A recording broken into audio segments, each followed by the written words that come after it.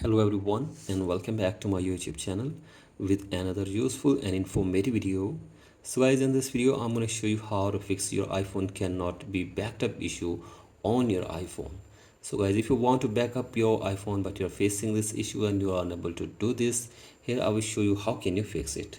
So guys, for that you have to simply watch this video till the end. So guys, the very first solution for this problem is that you have to simply open settings on your device and then scroll it below and go to general and then go to software update and update your software to the latest version.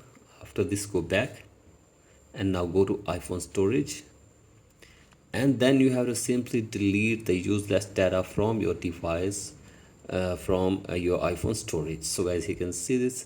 If your storage is full, then you have to simply delete some useless data from your iPhone storage first, and after this you have to simply delete all those apps which are useless for you. So guys, you can see all the apps. So guys, simply uninstall that apps which are useless for you, and after this go back and check if the problem is fixed or not. And if the problem is still there, then go for the next solution, that is you have to simply scroll it below and you have to go to VPN and device management and make sure that there is no connected VPN on your device.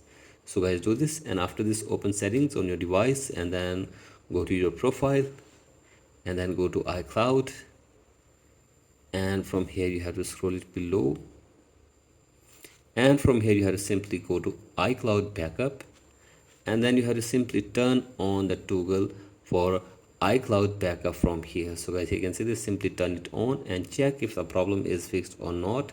And if the problem is still there, then go for the next solution, that is you have to simply scroll it below and then you have to simply sign out your Apple ID from your device for one time.